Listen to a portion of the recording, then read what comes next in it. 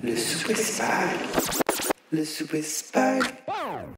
Ouais, puis justement, je voulais parler de ça parce que, tu sais, j'ai l'impression qu'il y a comme deux grosses scènes montréalaises comme majeures, là, tu sais, il y a comme la scène de genre, ben plus francophone puis elle qui est plus anglophone, puis tu sais, il y a plus street puis moins street, là, tu sais, parce que c'est pas, tu sais, on s'entend que tu fais pas les mêmes affaires que Mike Schaab, c'est vraiment différent de toi, puis c'est super correct, là, c'est juste, il y a comme deux publics qui rise en ce moment, tu sais, il y a ceux qui sont genre, yo, j'ai écouté du LLA en 2012, puis il y a ceux qui sont genre, yo, vrai slime, tu sais, genre, c'est ça. Fait que... Mais c'est vraiment compliqué en plus parce que, comme, moi, je trouve que c'est bizarre, ça arrive pas mal au Québec en ce moment, comme il y a ce genre de...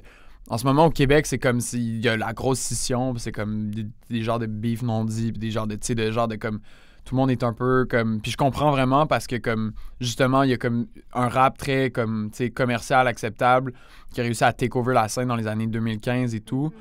Puis ça a été comme présenté comme ça, c'est le rap québécois, tu sais.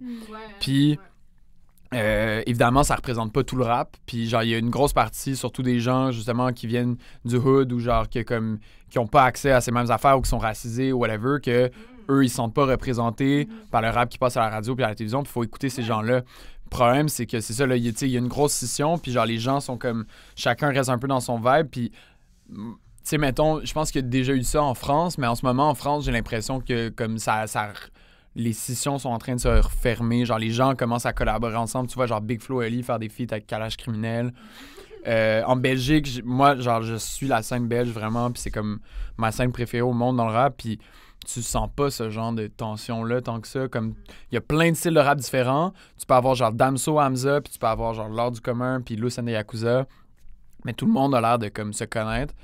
Puis ouais, c'est weird un peu au Québec. Je pense que, tu sais, en général, au Québec, on est très fort à faire des scissions rapidement, genre, parce qu'on a comme le beef dans le sang, dans un sens que comme... Tu sais, c'est comme... Rapidement, c'est comme... Tu vois qu'il y a deux camps, puis là, il faut que tu choisisses, tu sais. Soit t'es les rouges, soit t'es les bleus, soit t'es les... Etc. On peut aller loin là-dedans, mais moi, c'est un peu ce que j'examine, puis je pense que c'est vraiment cave, parce qu'au final, comme... Moi, j'écoute du Mike Schaab, tu sais, moi, j'écoute, genre... J'écoute du Shreeze, j'écoute, genre, je tripe sur ces artistes-là, je les trouve fucking bons, même si ils rejoignent pas ma vie.